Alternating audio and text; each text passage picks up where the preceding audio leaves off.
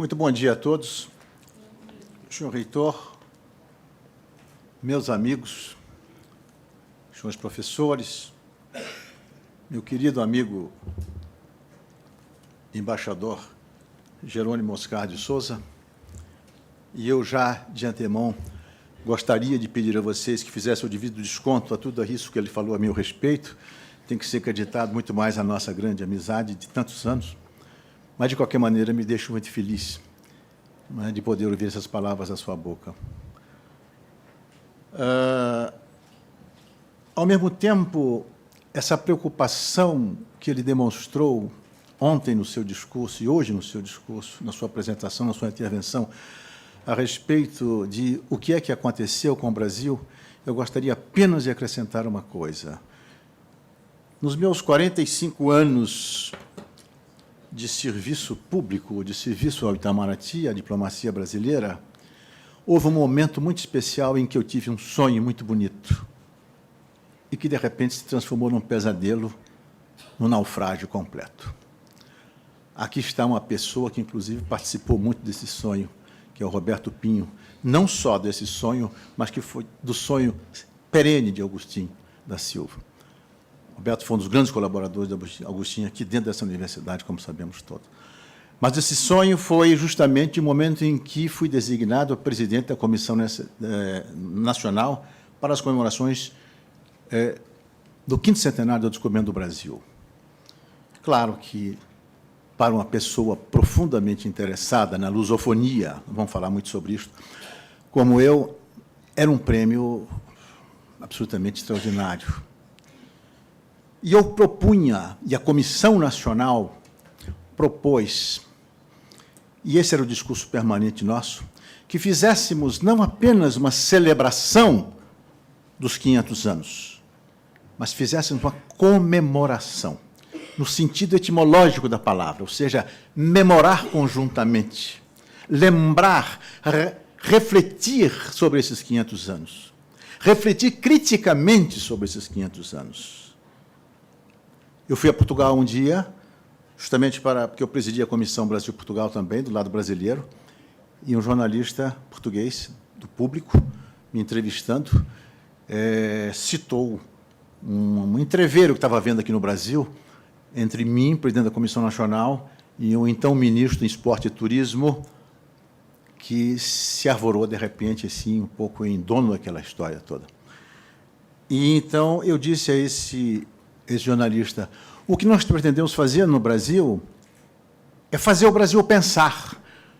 Fazer festa no Brasil, você não precisa convocar ninguém, que a festa se faz naturalmente. O que nós queremos é fazer o Brasil pensar. Aproveitar essa oportunidade dos 500 anos e propor uma reflexão. Não preciso dizer a vocês que no dia seguinte sai no Público assim, uma manchete muito grande, difícil é fazer o Brasil pensar. Bom, meus amigos, nós temos um pequeno reparo a fazer, quer dizer, o título da minha palestra não seria exatamente esse, já que, inclusive, sobre Agostinho, que eu não estou capacitado a falar, sobre quem eu não estou tão capacitado a falar, e Zé Aparecido, esse sim eu poderia falar um pouco mais sobre ele. Isso aí serão temas que serão tratados, já estão sendo tratados, serão tratados em conferências, em intervenções posteriores, e muito melhor do que eu poderia fazer. Mas eu quero conversar, então, com vocês sobre uma coisa que me apaixona profundamente e que tem tudo a ver, evidentemente, com esses dois, que é a construção da lusofonia.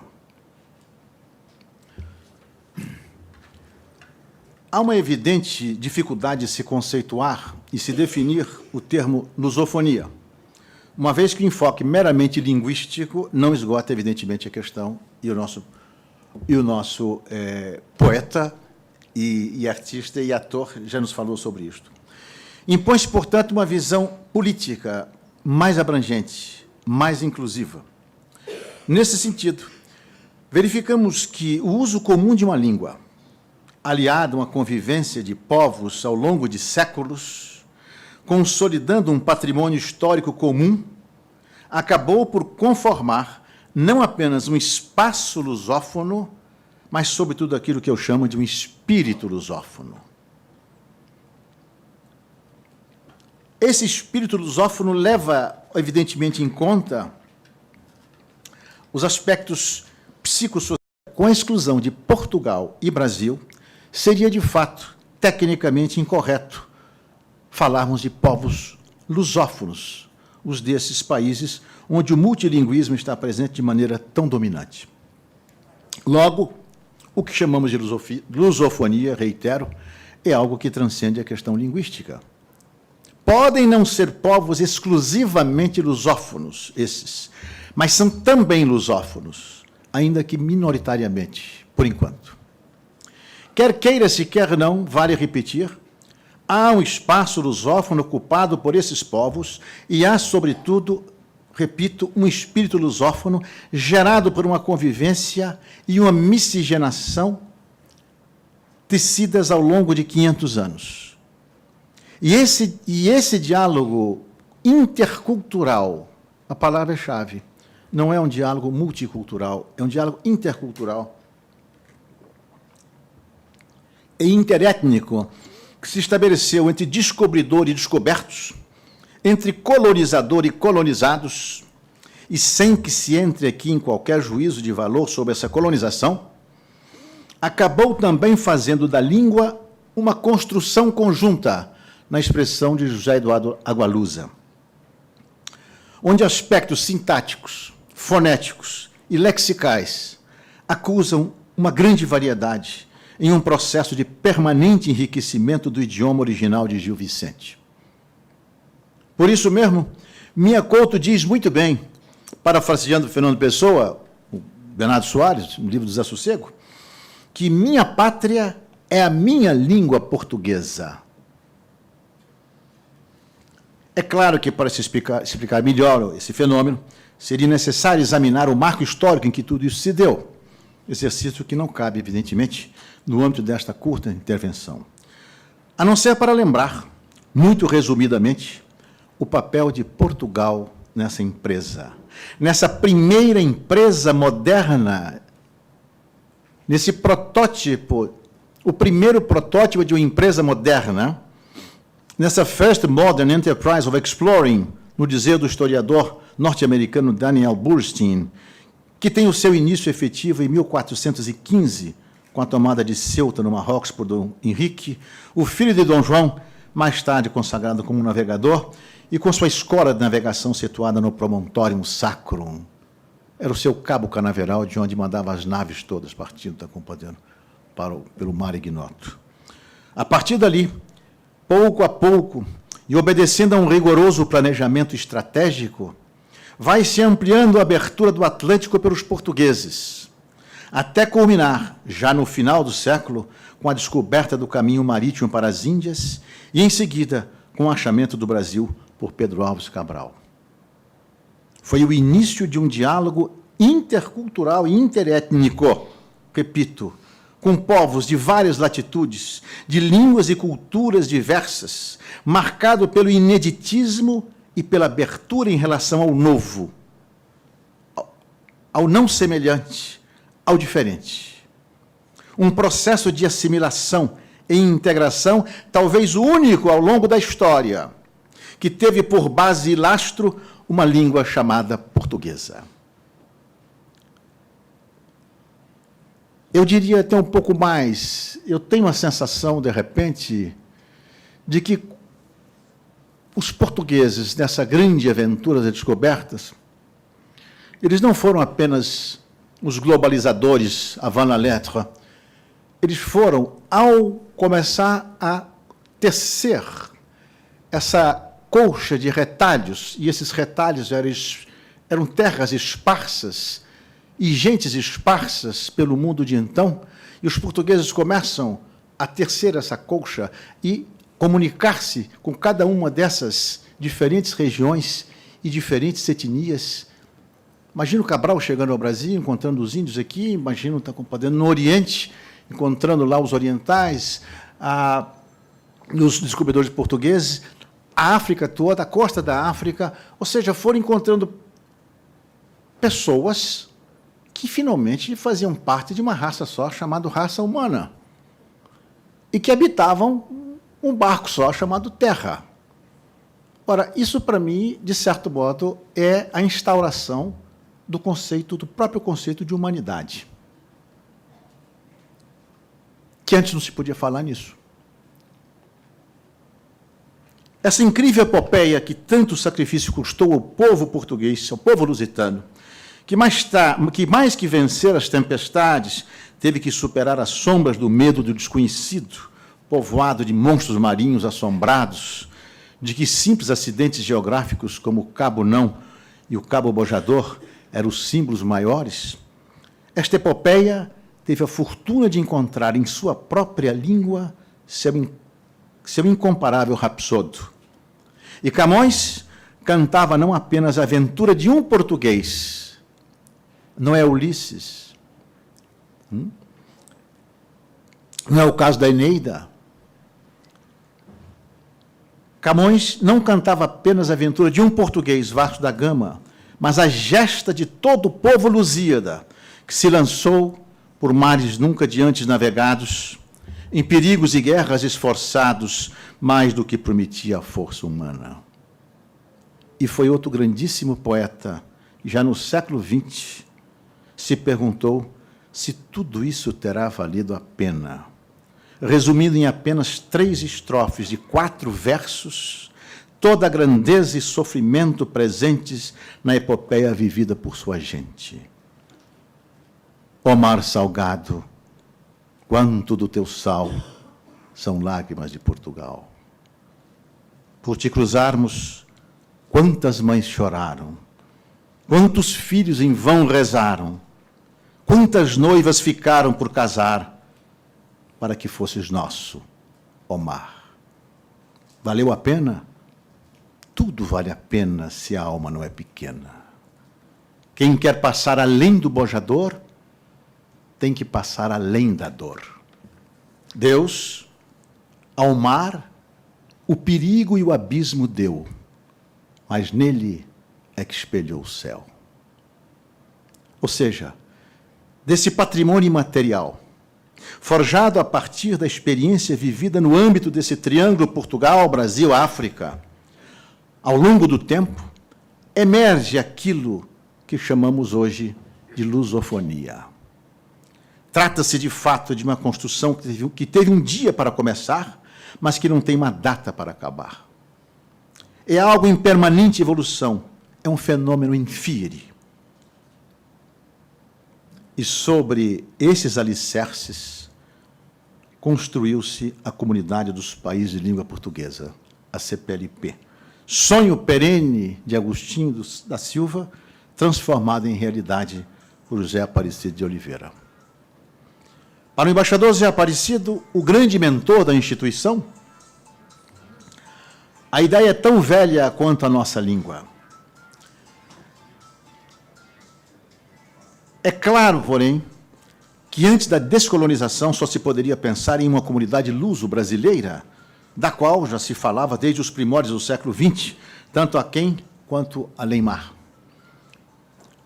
Mais tarde, já nos anos 60, figuras como Darcy Ribeiro, Agostinho da Silva e o próprio José Aparecido contribuíram decisivamente para o aprofundamento do debate, através do Centro Brasileiro de Estudos Portugueses, no âmbito da recém-criada Universidade de Brasília, e do Centro de Estudos Afroasiáticos na Universidade da Bahia.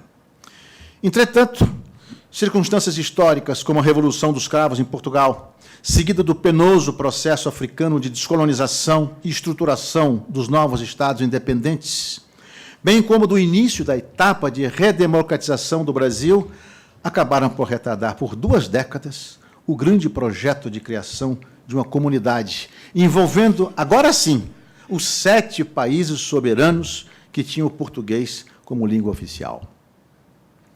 Em 1989, o presidente José Sarney convida seus homólogos lusófonos para um encontro na cidade de São Luís do Maranhão. Ou seja, para aquilo que viria a constituir a primeira cimeira dos chefes de Estado de Portugal, Brasil e países africanos de língua portuguesa, os PALOP, e cujo principal fruto foi a criação do chamado Instituto Internacional da Língua Portuguesa, embrião da futura CPLP. Após uma demorada fase de consultas, realizadas através de mesas redondas organizadas no Brasil, em Portugal, em Angola, que culminaram com a intervenção decisiva do embaixador brasileiro em Lisboa, outra vez é Aparecido de Oliveira, e a determinação política dos presidentes Mário Soares e Itamar Franco, foram finalmente assinados em 17 de julho de 1996 a Declaração Constitutiva e os Estatutos da Comunidade dos Países de Língua Portuguesa. À época, o então chanceler brasileiro Celso Amorim asseverava que o que se fez, aspas, foi dar forma institucional a uma realidade que faz parte do nosso cotidiano, impulsionando-a com o nosso timbre oficial. Antes de nós, comprovando a interação natural entre nossos povos, diversos setores de nossas sociedades já haviam estabelecido canais próprios de cooperação. Ou seja, a institucionalização da CPLP revigorou o sentimento de que a comunidade concreta preexistia à sua formação institucional. E o novo organismo multilateral, que se erigiu sobre três pilares principais: a concertação político-diplomática, a cooperação técnica e a promoção e difusão da língua portuguesa.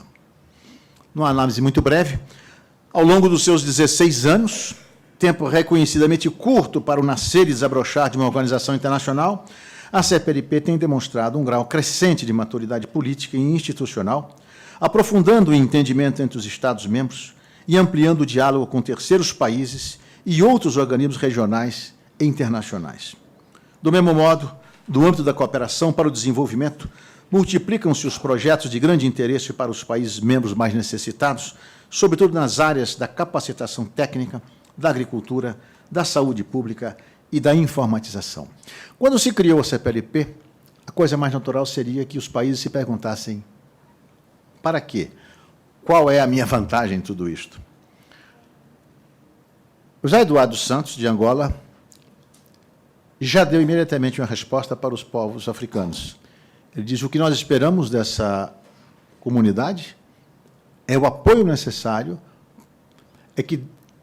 para deixar de lado a retórica e realmente começar a promover e ajudar e apoiar o desenvolvimento dos povos africanos. Portugal não disse nada, mas não seria necessário dizer. Portugal, na verdade, passaria a resgatar uma presença perdida no Atlântico Sul. E o Brasil? O Brasil é o traço de união de tudo isso. Aí sim, realmente o Brasil, por definição, seria o país que encontraria dentro de uma comunidade dos países de língua portuguesa o seu lugar especial.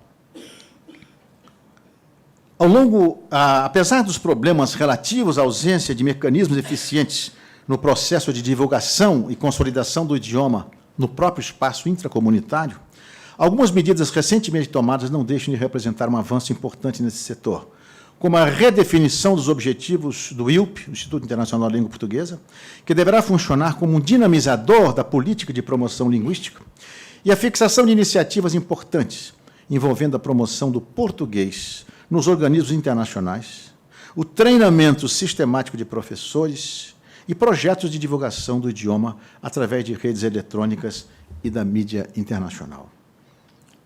Por outro lado, sei que estou começando a entrar num terreno um pouco delicado.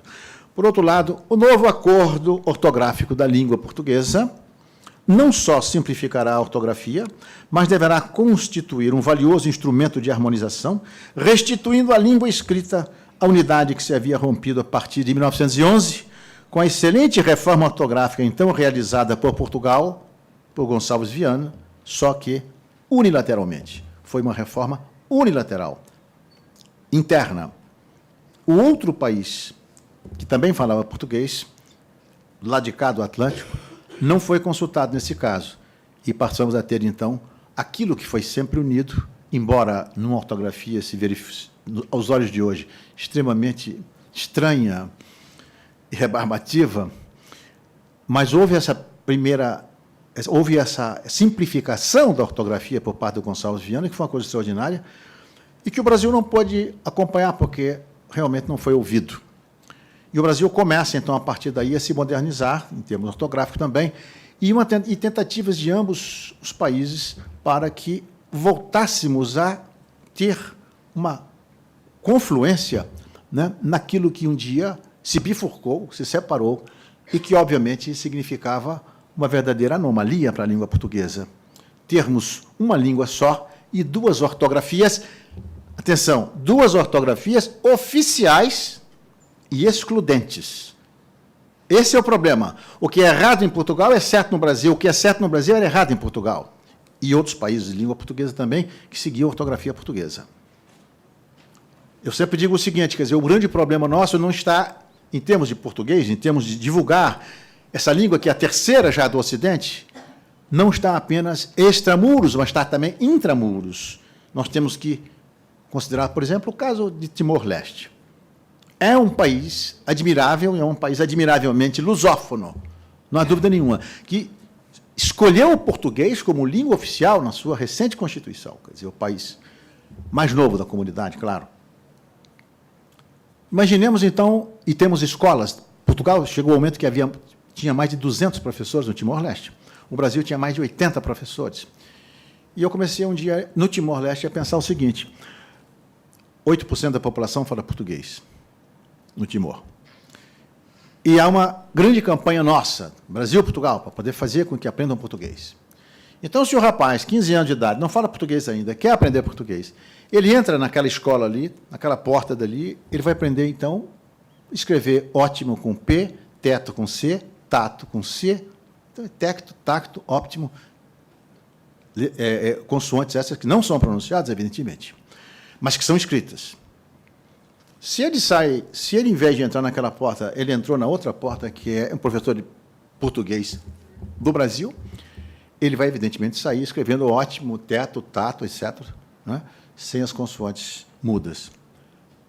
Se esse rapaz vier para o Brasil e tiver frequentado a escola portuguesa, ele vai ser reprovado no Brasil. Qualquer concurso que ele fizer, qualquer coisa que ele fizer, porque ele está escrevendo num português, numa ortografia que não é a nossa, e vice-versa. Agora, vocês não me digam se isso é uma aberração, se isso não é uma aberração. Então, o maior mérito desse acordo, e isso que as pessoas muitas vezes se esquecem, porque é um acordo que tem as suas deficiências? Tem alguns erros básicos? Tem. Mas acontece que ele resgata uma coisa fundamental. É a unidade, é a homogeneidade, não é a unidade que é impossível, ortográfica da língua portuguesa. É claro que há palavras de dupla grafia, já que esse acordo está muito baseado, é mais na fonética do que na etimologia, e daí, talvez, a oposição de muitos puristas. Eu estou falando tudo isso para um auditório onde nós temos portugueses e brasileiros. Para os brasileiros, o que eu estou falando já não tem sentido mais. Não tem o menor sentido. Todos os nossos jornais, toda a nossa correspondência, toda a nossa imprensa, enfim, etc., já adotaram o acordo. Já adotaram. Então, há muito tempo. A partir do dia 29 de setembro de 2008, quando se celebrava na Academia justamente o centenário da morte de Machado de Assis, o presidente Lula esteve ali e assinou os decretos, criando um cronograma todo de entrada em vigor do acordo ortográfico no Brasil. Já os portugueses, e o Renato está ali, está compreendendo, está me olhando, sabe perfeitamente que a coisa não está tão fácil assim em Portugal. Eu fui um lutador permanente pelo acordo ortográfico nos meus 4 anos de Portugal. E eu dizia sempre aos meus amigos portugueses, e a todo mundo, e oficialmente, eu não estou me intrometendo num assunto português, eu estou tratando de um assunto comum a todos nós, graças a Deus, que é a língua portuguesa. E eu fico muito apreensivo, confesso a vocês, com o que está se passando em Portugal nesse momento, porque já houve há muito tempo a decisão. Eu participei, eu estive presente na audiência pública da Assembleia da República em Portugal para tratar dessa questão do acordo. Praticamente não houve voto contra na Assembleia da República, ao contrário do que se imaginava. Nenhum voto contra. Houve abstenção e tudo, mas nenhum voto contra. Esse acordo também entraria em vigor dentro de um período de 3 anos, etc, etc, etc. E hoje nós vemos em Portugal um grupo de pessoas cada vez maior, de certo modo, a meu ver, capitaneados por uma figura que é um intelectual importante, mas de um radicalismo absoluto nessa questão, que é o Vasco Graça Moura, que, ao ser designado nesse novo governo português, a presidente diretor do Centro Cultural de Belém, baixou uma instrução dizendo que aqui não se escreve está compreendendo de acordo com as novas normas da língua portuguesa. Isso, sendo que o governo, o país dele já tinha adotado. Então, é um assunto um pouco delicado e um pouco complicado esse do acordo ortográfico em Portugal, porque isso está, evidentemente, extravasando para a África. Há 2 países apenas que não ratificaram o acordo. 2, Angola e Moçambique. Os outros todos já ratificaram. Mas estão ainda aguardando o que vai acontecer um pouco em Portugal também. Esquecendo-se que, no Brasil, isso já é coisa velha e revelha. E é bom não esquecer, e quem me conhece sabe o que eu estou falando, sem o menor laivo de qualquer tipo de orgulho idiota, mas é simplesmente uma constatação, uma realidade. O português é, de fato, a 3ª língua mais falada do Ocidente, hoje. É falado por cerca de 245 milhões de pessoas. Só que, de cada 5 pessoas que falam português no mundo, 4 são brasileiras. É bom também não esquecer isto. 4 são brasileiras. Quer dizer, eu fico preocupado que, de repente, um caso como esse, Portugal mantenha, se for vencedor dessa corrente, essa resistência, Portugal mantenha, está compreendendo essa posição, e o Brasil já não está tomando conhecimento mais dessa questão, porque já são águas passadas. Então, seria... E continuaríamos, se Portugal não adota o acordo, continuaríamos na mesma situação de antes. Ou seja, faríamos umas pequenas mudanças na ortografia, mas continuaríamos com um problema maior, que é justamente estar compreendendo a separação das 2 ortografias, que continuariam sendo oficiais e excludentes. É certo que as diferenças e assimetrias fazem parte... bom, então eu vou, já que eu tenho 1 minuto apenas, eu não falarei mais sobre o assunto, sobre essa questão que estamos falando, e vou aproveitar apenas para dizer o seguinte. Um dos problemas fundamentais da CPLP, obviamente, decorre da sua própria essência, da sua própria Constituição. A CPLP, e ao mesmo tempo é uma coisa fascinante, a CPLP, que é consequência desse patrimônio imaterial fantástico que se criou ao longo de 500 anos, a CPLP, como instituição, ela reúne países de uma simetria absoluta. Então, e é muito curioso, toda aquela questão. Primeiro, são países que... Não há nenhum país que faça fronteira com o outro na CPLP. Estamos em 4 continentes diferentes. A CPLP tem o Estado nacional mais antigo da Europa, que é Portugal. As mais velhas fronteiras fixas do mundo é Portugal. E temos o mais novo membro da Sociedade da Confederação das Nações, que é Timor-Leste. Temos um país que tem 150 mil quilômetros quadrados,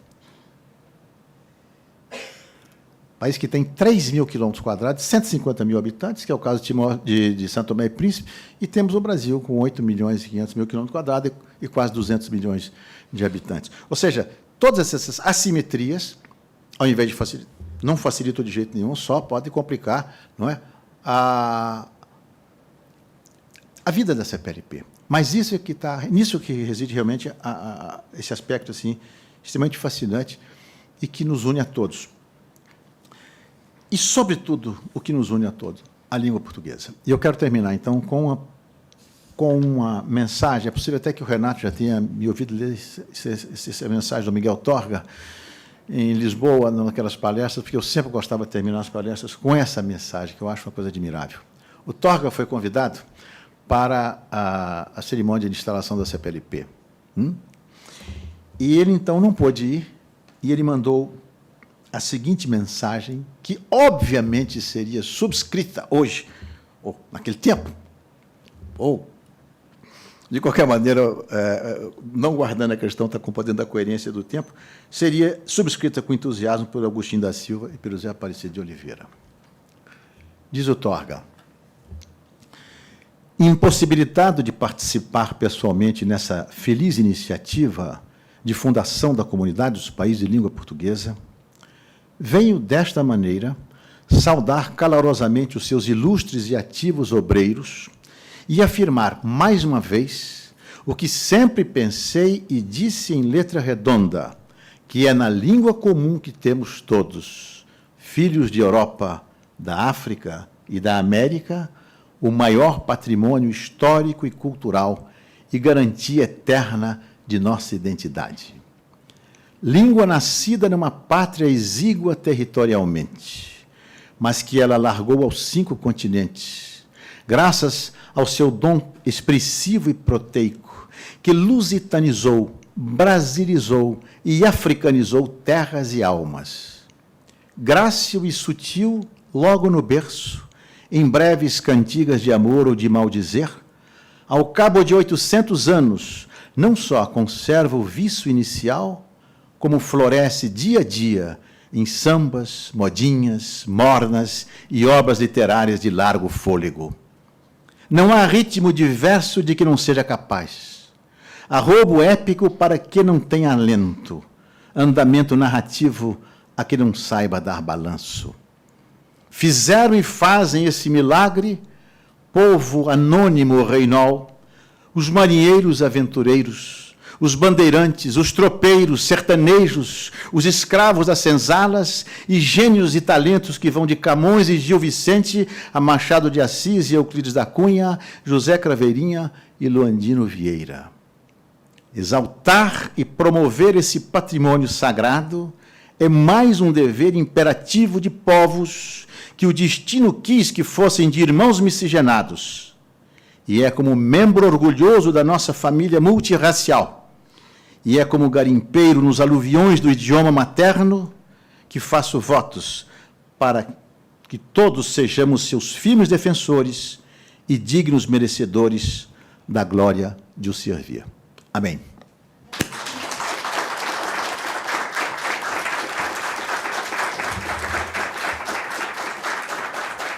Sociedade civil em tudo isso.